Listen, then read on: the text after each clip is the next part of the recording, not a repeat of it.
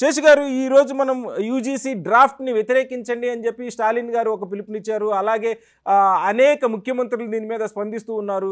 దీనివల్ల serious constitutional challenges వస్తాయని చెప్పి మనం తెలుస్తూ ఉంది. అసలు ఏంటి ఈ కొత్తగా వచ్చిన ఈ పాలసీతో వచ్చే లాభం నష్టం ఏంటి ఒకసారి వివరించండి.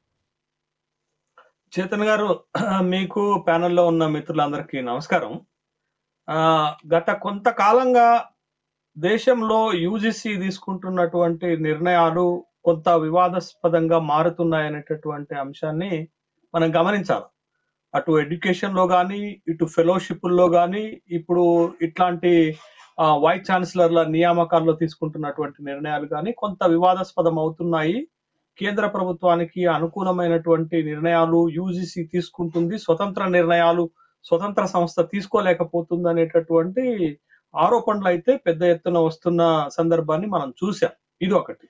రెండోది, అన్ఫార్చునేట్లీ ఇప్పుడు తెలుగు వ్యక్తే యూజీసీకి చైర్మన్ గా ఉండటం మనకి ఇబ్బందికరమైనటువంటి పరిస్థితిగానే చూడాలి.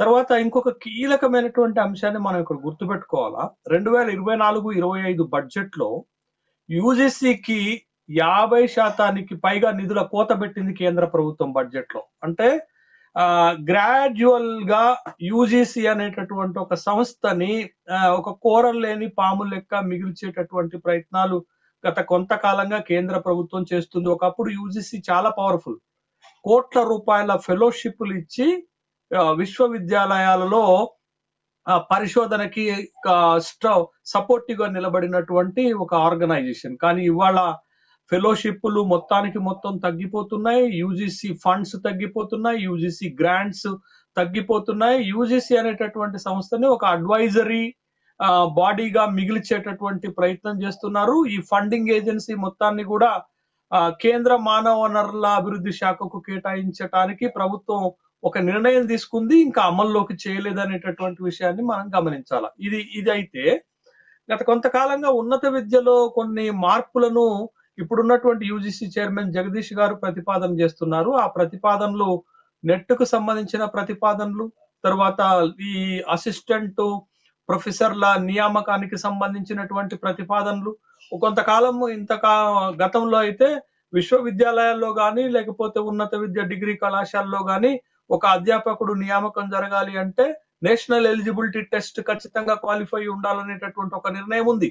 కానీ ఇటీవల దాన్ని ఎత్తివేస్తూ కేవలం 55% మార్కులు మాస్టర్ డిగ్రీలో సాధిస్తే సరిపోతుంది అనేటటువంటి ఒక నిర్ణయాన్ని కూడా తీసుకున్నారు. వాళ్ళని అసిస్టెంట్ ప్రొఫెసర్లుగా నియామకం చేయొచ్చు అనేటటువంటి ఒక నిర్ణయం తీసుకున్నారు. అది వివాదాస్పదం అవుతున్న నేపథ్యంలోనే ఇంకొక వివాదాస్పదమైన నిర్ణయం తీసుకున్నారు. గత కొంతకాలంగా వైస్ ఛాన్సలర్ల నియామకం పైన అనేక రకాలైన ఆరోపణలు వస్తున్నాయి, కాన్ఫ్లిక్ట్స్ ఉన్నాయి. బట్ వాటిని ఇంకాస్త పొడిగిస్తున్నట్టుగా యూజీసీ వాళ్ళ ఒక నిర్ణయం తీసుకున్నది. అది ఈ వైస్ ఛాన్సలర్ల నియామకాల్లో మనం చూసేటటువంటి అంశం ఏంటంటే, యూనివర్సిటీలకు గవర్నర్ ఛాన్సలర్ గా ఉంటారు, కానీ వైస్ ఛాన్సలర్లను నియామకం చేసేటటువంటి బాధ్యత ఆయా రాష్ట్ర ప్రభుత్వాలకు ఉంటుంది. గతంలో ఈ ప్రాక్టీస్ ఇప్పటిదాకా నడిచింది అనేటటువంటి విషయం మనకి తెలుసు. అయితే ఈ వైస్ ఛాన్సలర్ల నియామకాల్లో రాష్ట్ర ప్రభుత్వాలు పొలిటికల్ ఇంటర్ఫరెన్స్ ఎక్కువైపోయింది, సరిగా నియామకాలు చేపట్టట్లేదనే ఆరోపణలు ఒకవైపు వస్తున్న నేపథ్యంలో మరికొన్ని రాష్ట్రాల్లో సమస్య వేరే విధంగా ఉంది. ఉదాహరణకు మీకు కేరళ రాష్ట్రాన్ని కనుక తీసుకుంటే, కేరళ రాష్ట్ర గవర్నర్ ఆరిఫ్ మహమ్మద్ ఖాన్ రాష్ట్ర ప్రభుత్వము నియమించినటువంటి 11 విశ్వవిద్యాలయాల్లో వైస్ ఛాన్సలర్ల లిస్టు పంపితే వాటిని ఆమోదించకుండా తిరస్కరించి పంపినటువంటి సందర్భం ఉంది.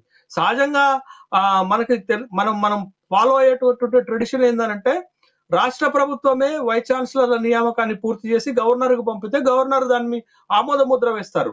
కానీ అక్కడ ఒక వివాదాన్ని సృష్టించారు ఆరిఫ్ మహమ్మద్ ఖాన్. అదేవిధంగా తమిళనాడులో కూడా విశ్వవిద్యాలయాలకు వైస్ ఛాన్సలర్ నియమిస్తే అక్కడ ఎన్ఆర్ రవి కూడా గవర్నరు ప్రభుత్వం పంపినటువంటి లిస్టుని కాదని వెనక్కి పంపినటువంటి సందర్భం ఉంది. అక్కడ వైస్ ఛాన్సలర్ల నియామకాలలో ఈ రెండు రాష్ట్రాల గవర్నర్లు వ్యవహరించినటువంటి తీరు వివాదాస్పదం అవుతుంటే, ఇప్పుడు ఏకంగా కేంద్ర ప్రభుత్వం యూజీసీ ద్వారా ఒక ప్రతిపాదనను మనం ముందుకు తెస్తుంది. ఏంటి అంటే, వైస్ ఛాన్సలర్ల నియామకము కేంద్ర ప్రభుత్వం చేస్తుందా, గవర్నర్లే చేయాలి అనేటటువంటి దాంతో పాటు వైస్ ఛాన్సలర్ల నియామకానికి ఇప్పటి వరకు కొన్ని నామ్స్ ఉన్నాయండి. ఏంటి అని అంటే, ఒక సీనియర్ ప్రొఫెసర్ 10 సంవత్సరాలు ప్రొఫెసర్ గా తన సర్వీస్ ని విశ్వవిద్యాలయాల్లో పూర్తి చేసుకున్నటువంటి వాళ్ళు వైస్ ఛాన్సలర్ల నియామకానికి అర్హులు అనేటటువంటి ఒక ప్రాథమిక సూత్రం ఉంది.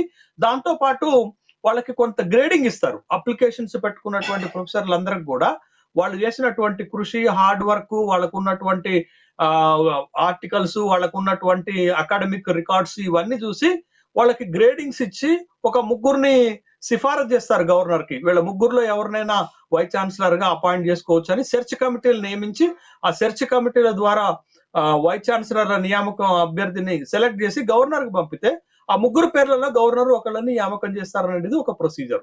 అయితే ఇది మొన్న తెలంగాణ రాష్ట్రంలో 10 యూనివర్సిటీలకు ఆ విధమైనటువంటి నియామక ప్రక్రియ చేశారు.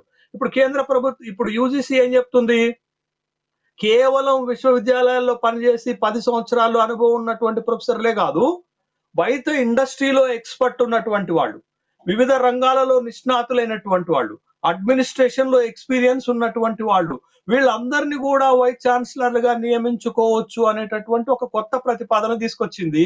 ఇది కొత్తదేం కాదండి, కాకపోతే దీని రూపాన్ని మార్చి తీసుకొచ్చారు. చేతన్ గారు, మన టీవీలోనే ఒక సందర్భంలో ఇటీవల చర్చ చేశాం. లేటరల్ ఎంట్రీ అనేటటువంటి ఒక సిస్టమ్.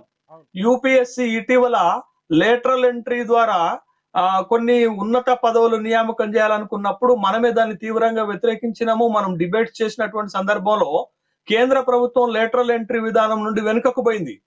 లోక్సభలో కూడా గందరగోళమైంది. రాహుల్ గాంధీ ప్రశ్నించినటువంటి సందర్భంలో అది వెనుకకు పోయింది. కానీ ఇవాళ చూడండి, లేటరల్ ఎంట్రీ విధానాన్ని ఇదే ప్రభుత్వం తీసుకొచ్చింది. ఇవాళ సెబీ లాంటి ఒక కీలకమైనటువంటి సంస్థకి మాధవి బిచ్పూరి అనేటటువంటి ఆమె చేసినటువంటి కాంట్రవర్షియల్ మనం చూసాం కదా. ఆమె లేటరల్ ఎంట్రీ ద్వారా వచ్చినటువంటిదే. Securities board of exchange of ఇండియాకి చైర్మన్ గా నియామకమైనటువంటి వ్యక్తి ఒక నిష్ణాత రంగం నుంచి, ఏ నిష్ణాత రంగము, షేర్స్ రంగం నుండి వచ్చినటువంటి ఆమెను తీసుకొచ్చి దాంట్లో పెడితే ఆమె ఎంత కరప్ట్ చేసింది అనేటటువంటి వదంతులు, వార్తలు వచ్చాయో మనం చూసాం. కాబట్టి నిష్ణాతులందరినీ ఇండస్ట్రీ నుండి, అడ్మినిస్ట్రేషన్ నుండి, పరిశ్రమల నుండి, ఇతర రంగాల నుంచి మొత్తాన్ని తీసుకొచ్చి విశ్వవిద్యాలయాల్లో నింపటం అంటే ఇక్కడ 2 ఆలోచనలు చేస్తున్నట్లుగా మనం గమనించాలి. ఒకటి, విశ్వవిద్యాలయాలను క్రమంగా ప్రైవేటీకరించేటటువంటి ధోరణిలో ఇది మొదటి అడుగుగా చూడాలి. రెండోది, వ్యవస్థలను కూడా, ఇంతకుముందు పరిశ్రమలను మాత్రమే ప్రైవేటీకరణ చేస్తే ఇవాళ దేశంలో ఉన్నటువంటి కీలకమైనటువంటి వ్యవస్థలని ప్రైవేటీకరణ చేసేటటువంటి దాంట్లో తొలి అడుగుగా చూడాలి. రెండోది, తమ సొంత వాళ్ళను, తామనుకున్నటువంటి వాళ్ళను, ఎలాంటి క్వాలిఫికేషన్స్ లేకపోయినా వాళ్ళు నిర్ణయించుకున్నటువంటి నామ్స్ ప్రకారం వాళ్ళ మనుషులను వివిధ వ్యవస్థల్లో నింపుకునేటటువంటి ప్రయత్నంలో భాగంగా ఇట్లాంటి నిర్ణయాలు వస్తున్నాయా అనేటటువంటి అనుమానం కలుగుతుంది. కాబట్టి ఇది సాఫ్ట్వేరైజేషన్ ఆఫ్ ఎడ్యుకేషన్ అని అనుకోవచ్చా మనం? అదే కదా నేనేమంటున్నాను. క్రమంగా ఒక ఎడ్యుకేషనే కాదు, మీరు కొన్ని కీలకమైనటువంటి వ్యవస్థల్ని, బహుశా నేనేమనుకుంటున్నానంటే రష్యాలో లెక్క సైన్యాన్ని కూడా ప్రైవేటీకరిస్తారేమో భవిష్యత్తులో అన్నాను. ఎందుకంటే అగ్నివీర్ లాంటి సిస్టాన్ని మనం ఆపలేకపోయినాం కదా. అగ్నివీర్ తర్వాత సైన్యం లాంటి ఒక కీలకమైన వ్యవస్థలో వచ్చే పరిణామం మనం ఊహించలేమా? ఖచ్చితంగా అలాంటి వ్యవస్థలను కూడా ప్రైవేటీకరణ చేసి ప్రైవేట్ సైన్యాన్ని కూడా తయారు చేసి ఆ ప్రైవేట్ సైన్యాన్ని తమకు అనుకూలంగా వాడుకునేటటువంటి సిస్టమ్ రాదా? మనం చూడమా? కాబట్టి ఇంతకు ముందు ప్రైవేటీకరణ పరిశ్రమలకే పరిమితమైతే ఇవాళ దేశంలో ఉన్నటువంటి కీలకమైనటువంటి వ్యవస్థలను, ముఖ్యంగా విద్యా వ్యవస్థ, ఆరోగ్య వ్యవస్థ లాంటి వ్యవస్థలను కూడా, ఉన్నత స్థానాల్లో ఉన్నటువంటి వ్యవస్థలను కూడా ప్రైవేటీకరణ చేసి మొత్తము ప్రభుత్వము తన బాధ్యతల నుండి తప్పించుకునేటటువంటి ఎత్తుగడల్లో భాగంగా ఇది ఒక అడుగుగా ఎందుకు చూడకూడదు మనం? ఒక కీలకమైనటువంటి యూజీసీ దాన్ని కోరలు బీకే కార్యక్రమం ఒకవైపు చేస్తూ దాని ద్వారా తాము అనుకున్నటువంటి కార్యక్రమాన్ని విద్యా వ్యవస్థలో చొప్పిస్తున్నారనేటటువంటి అభిప్రాయం కలగక మానదుగా. ఒక కీలకమైన, ఇప్పటికే వీసీల వ్యవస్థ భ్రష్టు పట్టిపోయింది, వీసీల నియామకాల్లో రాజకీయ జోక్యం ఎక్కువైపోయిందని మనం బాధపడుతున్నటువంటి నేపథ్యంలో మరింత భ్రష్టు పట్టించేటటువంటి కార్యక్రమానికి తెరదీసినట్టుగా కాకుండా ఏమనుకోవాలి దీన్ని మనం? కాబట్టి ఇవాళ ఇట్లాంటి వ్యవస్థలను తీసుకొచ్చి ఉన్న ఇంకా చెడిపోయినటువంటి వ్యవస్థని మరింత కుళ్ళబెట్టేటటువంటి ఆలోచనలే తప్ప ఆ వ్యవస్థని బాగు చేసేటటువంటి నిర్ణయాలు అయితే ఇవి కనపడటం లేదు మనకి.